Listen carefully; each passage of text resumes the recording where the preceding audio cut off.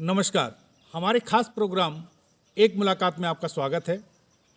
हमारा देश कृषि प्रधान देश है, जहाँ की कृषकों की सौरगाथाएं गाई जाती हैं।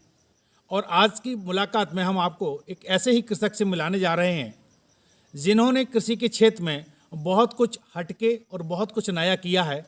और यही वजह है कि उनको जिला स्तर तो क्या, संभाग स्तर और मुख्यमंत्री निवास पर भी सम्मानित किया जा चुका है। तो आइए मिलते हैं कररा अंचल के एक समृद्ध किसान बहादुर सिंह रावत से।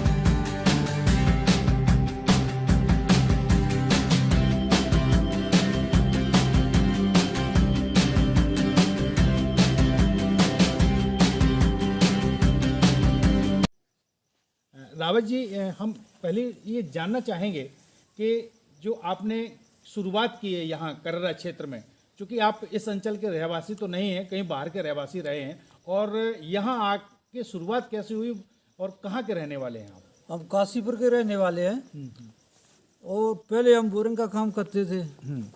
बोरिंग चलाते समय हम बोरिंग करने आए थे गांव में, सम्मा में। जब हमने जमीन देखी थी, ये नहर खुद रही थी, जब की बात है ये। और नहर से हम निकले सो जमीन हमको दिखानी खराब जमीन थी, उबड़ खाबड़ बरखा भी थे इसमें। तो हमने कि पानी की जगह ठीक है ये, इसको खरीदेंगे हम। तो जब बोरिंग करते थे सबसे पहले एक डबरा रहते थे। जब हम देख के गए थे जमीन को, फिर बाद में हम आए, बोरिंग का काम किया, ठेकेदारी 5 साल ठेकेदारी, बोरिंग के हेडपंप लगाए हर एक गाँव में। जब हम देख के गए थे सो हमने आके ज़मीन की बात करी, ज़मीन खरीदी। तो सबसे पहले हमने 80 बीघा ज़मीन खरीदी थी है। तो ये मैं ये जानना चाहूँगा, यहाँ जब डबरा के काशीपुर से आप यहाँ आए हो, ये ज़मीन आपने देखी है, तो वो कौन सा दौर था? कितने साल इस ज़मीन को खरीदे हुए हैं आपको? अभी 11 साल हो गए हैं ज़मीन को खरीदी। 11 साल जी। पहले बोरिंग का काम करते जब ही हम देख गए थे, पानी की सुविधा थी, नहर खुद रही थी, कैनाल ये। जब देख के गए थे हमने कि इस जमीन को खरीदेंगे। अभी तो ठेकेदारी कर रहे हैं, ठेकेदारी बंद हो जाएगी, उसके बाद में इसको खरीदेंगे। फिर हमने इस जमीन को 80 बीघा को खरीदी। फिर धीरे धीरे और बढ़ाते गए। आज की तारीख में 200 बीघा जमीन अपने पे हो गई है और इसको प्लान करी है। हाँ, तो ये भी हम जानना चाहेंगे कि जब आपने ज़मीन खरीदी तो ये कहा जाता है कि ये पूरा ज़मीन बंजर थी, पहाड़ी के रूप में थी, और इस ज़मीन में पत्थर था। तो पत्थरों के बीच में जो आपने फसल लहराई है, वो क्या मंजर था? ये कैसे शुरुआत की आपने? पत्थर को उपजाऊ ज़मीन में कैसे बदला? बिल्कुल सही है ये।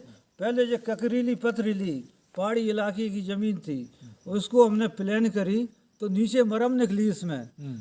मरम निकलने के बाद फिर हमने मरम को भी एक सी कर प्लान करी है। मरम को प्लान करके खेत बनाए। खेत बनाने के बाद में फिर मिट्टी दूसरे खेतों में से ला के 7-8 इंची मिट्टी फैलाई सभी खेतों में। तो खेत इस तरीके के बना दे, बिल्कुल प्लान। और खेत बनाने की तकनीकी हमको कृषि विभाग और वैज्ञानिक लोगों ने बताई सबसे पहले। उनकी सलाह से हमने खेत ये प्लान करे और उनने तकनीकी उसके साधन बताए हमको प्लान करने के। तो नए नए उन यंत्र बताए। तो इतनी सरकार की व्यवस्था है किसानों के लिए। तो फुल सपोर्ट हमारा कृषि विभाग ने और वैज्ञानिक लोगों ने किया।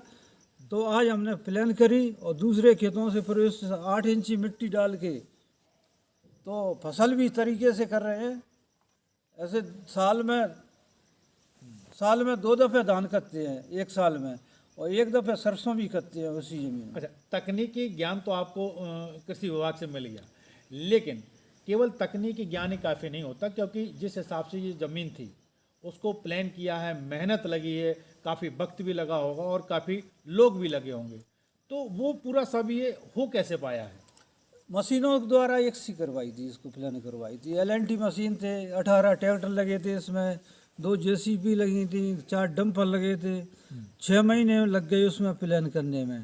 पहले तो मरम को हटाई उसमें से, ऊंची पहाड़ी जैसी मरम थी यहाँ, और हमने मिट्टी हटाई तो 1 फुट मिट्टी कड़ी। उसके बाद में प्लान करी तो मरम ही मरम निकली, तो मरम को हमने एक सी करी डंपरों के द्वारा, LNT मशीन के द्वारा, JCB के द्वारा, और 18 ट्रैक्टर लगे थे आगे के सूपा वाले, फट्टा वाले, और बाटल लेवल ली थी एक लंबी 200 फुट लंबी लेजम ली थी, उससे हमने बाटल लेवल उतारी।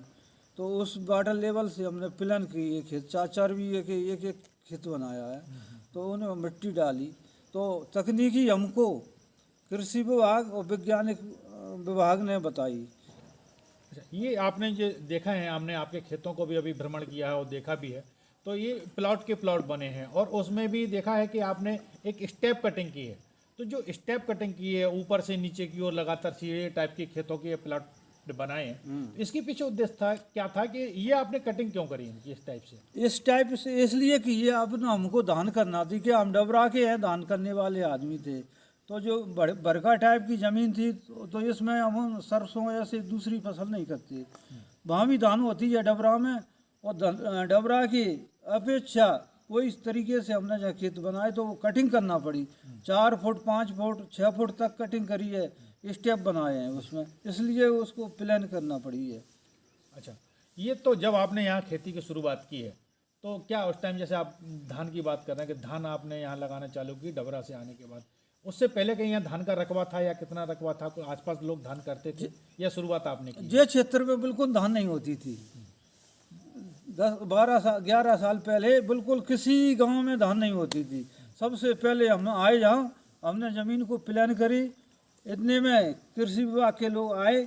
तो कहा भाई ये इसमें क्या कर रहे हैं? मैंने कि धान के लिए खेत बना रहे हैं। उनने तकनीकी बताई, हमने वही तकनीकी से फिर हमने प्लान ज़मीन को करी।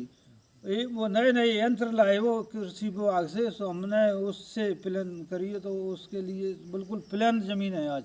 अच्छा, धान की अगर बात करें तो धान में पानी की ज़रूरत ज़्यादा होती है पानी की, तो ये पानी का जो संसाधन है वो किस तरीके से आप मैनेज करते हैं पानी को यहाँ खेतों में?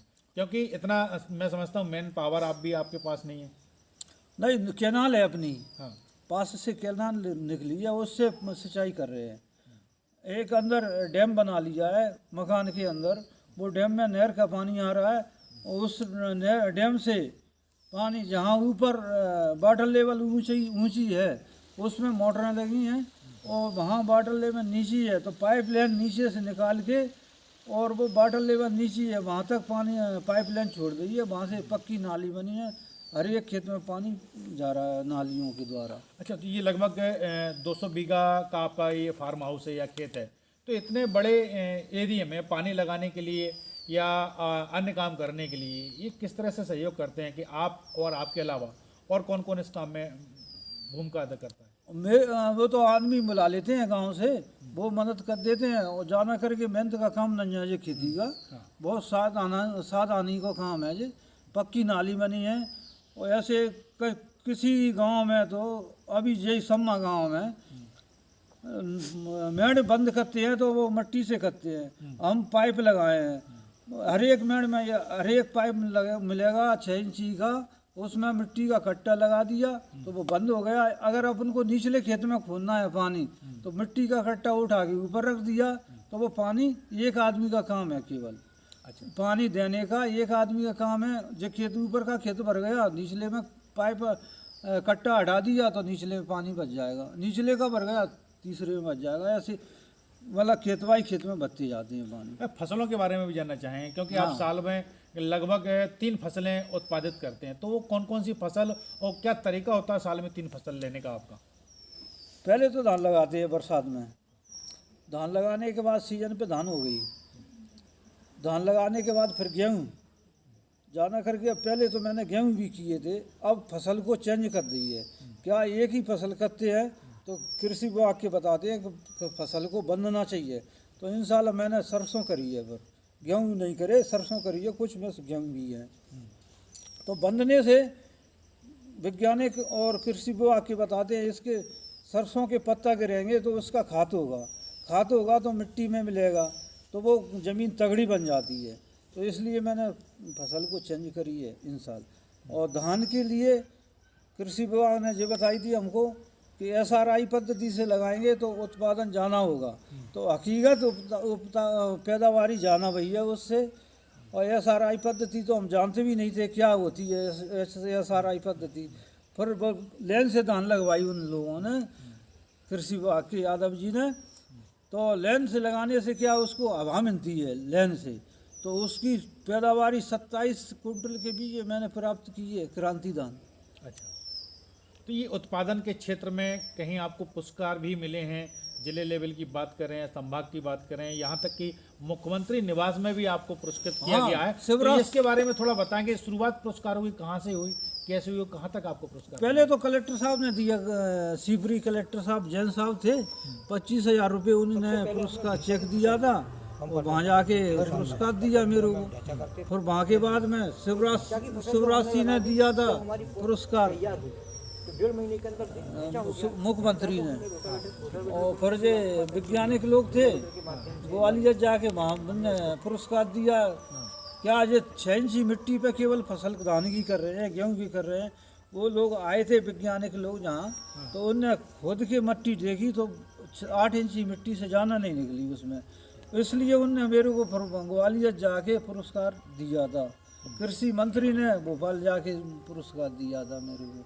जो आपके 200 बीघा का फार्म हाउस है, इसमें आप बहुत सा हिस्सा ऐसा है जहां आप जैविक खेती की तरफ आप बढ़े हैं और रासायनिक खादों को छोड़ के जैविकता का उपयोग आप कर रहे हैं। तो ये शुरुआत कैसे हुई जैविक खेती की आपकी? सबसे पहले वो जमीन प्लान करी थी जब ढेंचा चालू कर दिया था उसको। ढेंचा से क्या बहुत अच्छी हरी खाद बनती है।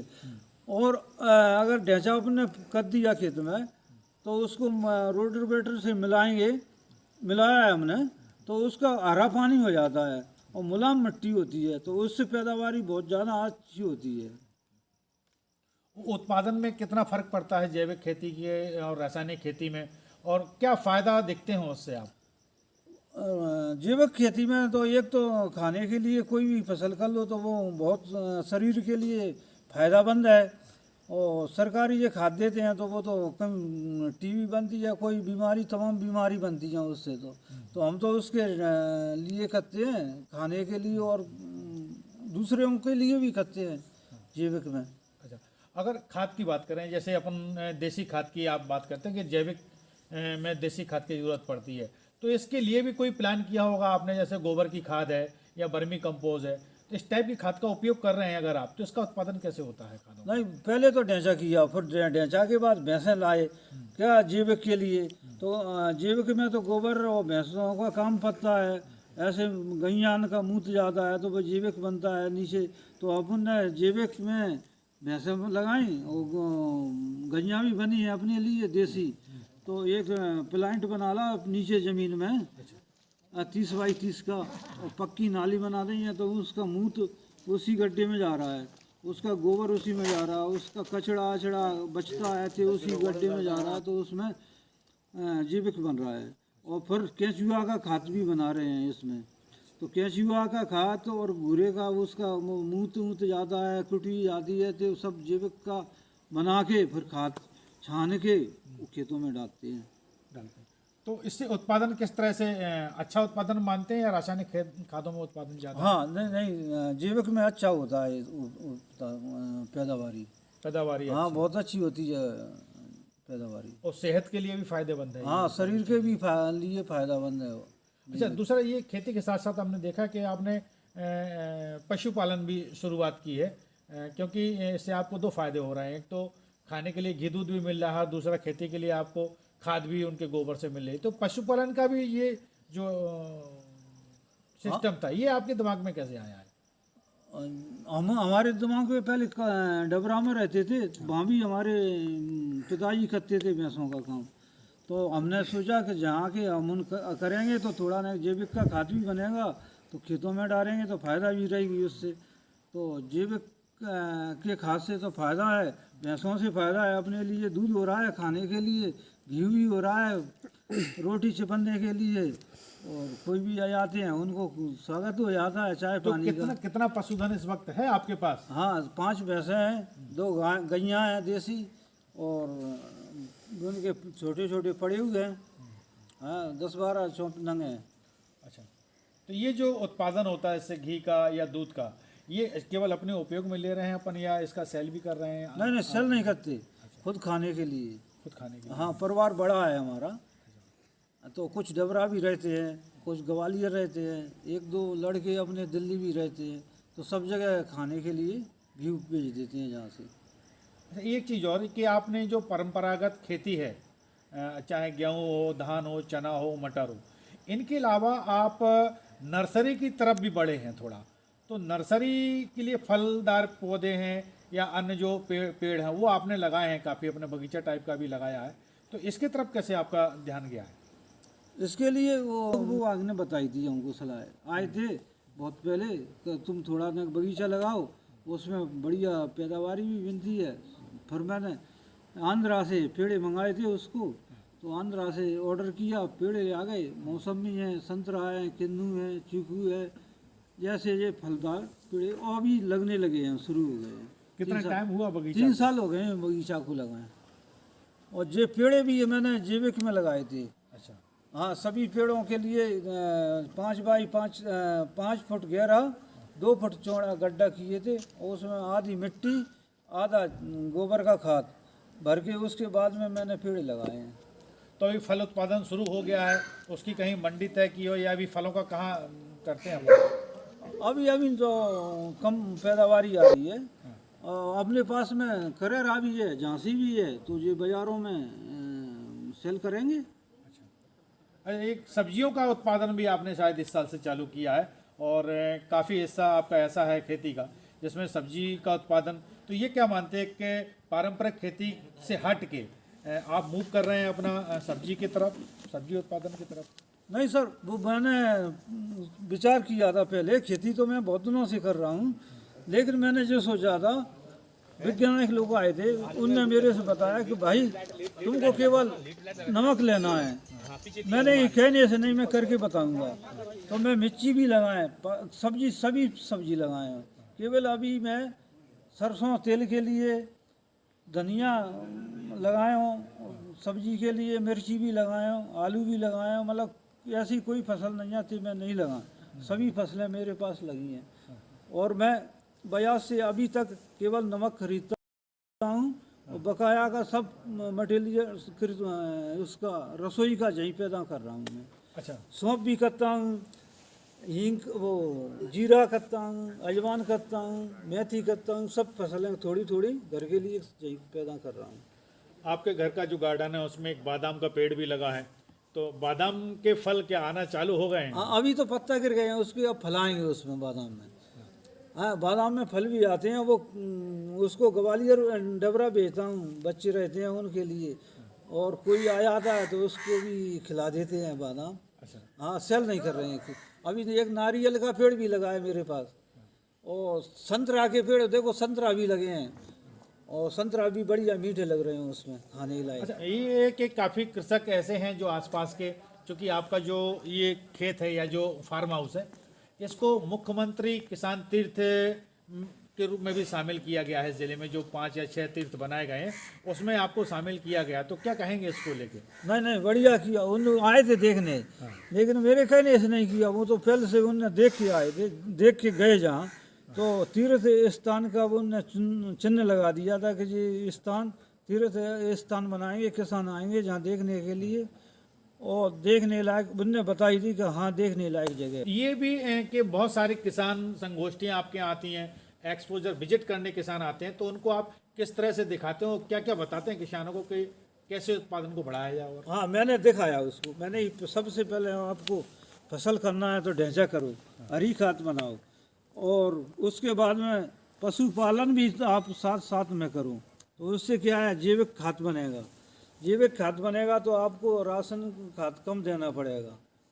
तो उन लोग आते हैं किसान जहाँ 20-20, 30-30 आदमी आते हैं, गाड़ी आती हैं 7-7, 8-8, तो मैं सबको यही सलाह बताता हूँ और वो मान के भी जाते हैं बात।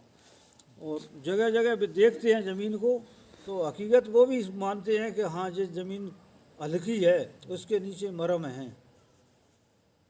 क्या मानते हैं बाकी किसानों के लिए कि कोई आमतौर पे देखा जाए तो जो किसान खेती आज के दौर में कर रहा है सामान्य तौर पे कि सब लोग वही परंपरागत तरीके से खेती करते आ रहे हैं, तकनीक का उपयोग नहीं करते हैं, और आपने जो कुछ किया है वो तकनीक का एक बहुत बड़ा रोल आपके इस फार्म हाउस को विकसित करने में रहा है। तो बाकी किसानों के लिए क्या संदेश देना चाहेंगे आप? किसानों के लिए तो हम यही समझाते हैं कि सबसे पहले तो बीज गेहूं का, अगर गेहूं की फसल कर रहे हैं तो बीज कम डालो इसमें। हमारे पुरखा, हमारे पिताजी 40 किलो 50 किलो गेहूं डालते थे, और मैं अभी आपके सामने गेहूं खड़े हैं, ये 20 किलो के बीघे के गेहूं खड़े हैं। और किसान आते हैं उनको भी मैं यही समझाता हूँ, भैया बीज कम डालो। बीज ज़्यादा डालने से क्या है, बाल हल्की निकलती है, हल्की निकलेगी बाल तो दाने कम निकलेंगे तो पैदावारी कम होगी, और बाल बड़ी निकलेगी तो पैदावारी ज़्यादा होगी, दाने ज़्यादा निकलेंगे। तो मैं उन किसानों को भी भैया समझाता हूँ कि भैया बीज 20 किलो से ज़्यादा मत डालो, बढ़िया पैदावारी देती है। तो ये प्रधानमंत्री जी की बात करें या मुख्यमंत्री जी की बात करें, ये लगातार इस बात पर जोर देते हैं कि हम खेती को लाभ का धंधा बनाएंगे। तो ये क्या मानते हैं कि सरकार इसको लाभ का धंधा बना रही है, और तो किसानों को किस तरह से इसका लाभ मिल पा रहा है?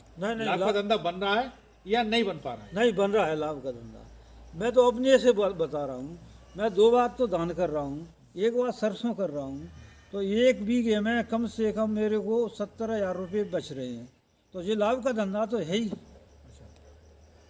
तो क्या कैसे ले सकते हैं और लाभ का धंधा कैसे लगा सकते हैं? क्योंकि अधिकतर किसानों की ये शिकायत रहती है कि उन्होंने जो खाद लगाई है, बीज लगाया है, पानी दिया है, जो मेहनत उनकी लगी है, वो लागत ही कई बार नहीं मिल पाते क्योंकि लोगों को भाव नहीं मिल पाता है। तो वो क्या मतलब कैसे आप इसको लाभ और किसान ज़्यादा लाभ ले सकता है? क्योंकि आपने लाभ लिया है, आपके पास अनुभव है, बाकी किसानों को भी थोड़ा संदेश दें इस बारे में। किसानों को मैं समझाता भी हूँ, यहाँ आते हैं इतने किसान आते हैं, इसको सब समझाते हैं। समय पे तो पानी देना चाहिए उनको, समय पे खाद देना चाहिए, समय पे देखभाल करना चाहिए। अगर अपन पानी देना है 20-21 दिन में और पानी उस गेहूं में दे रहे हैं 30 दिन में, तो गेहूं तो खराब होगा, पैदावारी कम हो जाएगी। तो फिर सरकार क्या करेगी उसमें? सरकार ने तो बता दी है नहीं कि ऐसे ऐसे तकनीकी से कृषि विभाग से सलाह लेके खेती करो, लेकिन नहीं करते कुछ लोग गांव में जाते हैं तो लोग ताश खेलते हैं, और ताश खेलने से क्या उन्नति होगी? विनाश होगा। तो मैं तो यही कहता हूँ किसानों से कि भाई अपना टाइम पे पानी दो, टाइम पे खाद दो, और टाइम पे बीज डालो, और कम बीज डालो। तो ये सलाह देते हैं हम तो किसानों को। अब मैं सब्जी की ओर जाना चाह रहा हूँ, और सब्जी मैंने 2 बीघे में आलू लगाए हैं और कुछ धना भी लगाए हैं, और जाना करके मेरा रुझान तो सब्जी की ओर हो रहा है। तो ये सरसों कटने के बाद कुछ में तो धान लगाऊंगा, कुछ में सब्जी खीरा लगाऊंगा, लौकी लगाऊंगा। अभी गर्मी में लगाने वाला हूँ, सरसों कटने वाली है 2-4 दिन में। उसके बाद मैं तैयारी कर रहा हूँ सब्जी की, भिंडी भी लगाऊंगा। 10 बीघा में भिंडी लगाने की मेरा विचार बन गया पूरा, बीज भी मंगा लिया। आने वाले जो बच्चे, अब आगे के जो बच्चे हैं, क्योंकि कहीं ना कहीं अब नौकरी करना है या खेती करना है, तो वो खेती की तरफ बच्चे कैसे आकर्षित हों, इसके लिए कुछ संदेश देना चाहेंगे? और नहीं, खेती के लिए तो ऐसे लाभ का धंधा है खेती, सबसे अच्छा काम तो खेती का है। क्या नौकरी क्या है? मैं कुछ मेरे सामने तो कुछ नहीं लग रही नौकरी। 1 बीघा में 70,000 रुपये कमा रहा हूँ 1 साल में, नौकरी क्या करेगी? 200 बीघा ज़मीन है मेरे पे, मैं तो अपनी गाड़ियों में घूमता हूँ और टाइम से अपना खेती करवाता हूँ। और यही मेरा कहना है कि आगे भी तकनीकी से आप खेती करो, सब्जी की और ध्यान दो, तो सब्जी भी अपन हालांकि ज़मीन बहुत है, 200 बीघा ज़मीन है, तो उसी में ज़मीन में सब्जी कर लेंगे। और आज के ज़माने में तो अपने जहाँ नहीं, दूसरे देशों में तो छतों पे सब्जी उगा रहे हैं। तो मेरा कहना है सब्जी उगाएंगे और सब्जी खिलाएंगे और बेचेंगे भी, और धान और गेहूँ थोड़ा ना कम कर देंगे। तो ये थे किसान बहादुर सिंह रावत, जो समूहा के एक छोटे से गांव में रहते हैं। और इन्होंने जब यहाँ शुरुआत की थी तो पूरा एरिया, पूरी ज़मीन जो 200 बीघा में आज ये इनकी फसल लहरा रही है, एक तरह से पथरीली ज़मीन थी। इन्होंने टाइम मैनेजमेंट से, तकनीकी से इस ज़मीन को उपजाऊ बनाया। और इनका साफ कहना है कि नौकरी कहाँ लगती है। आज के ज़माने में वो 1 बीघा में 70,000 का मुनाफा कमाते हैं। तो खेती लाभ का धंधा बनी है, और वो भी कहना चाहते हैं कि इस खेती से जो हमें लाभ मिल रहा है उससे वह सारी सुख सुविधाएं भोग भी रहे हैं। अगली एक मुलाकात में फिर नई शख्सियत के साथ आपके साथ हाजिर होंगे। तब तक के लिए दीजिए इजाज़त। कैमरा सहयोगी संजीव साहू के साथ नरेंद्र तिवारी, करेरा।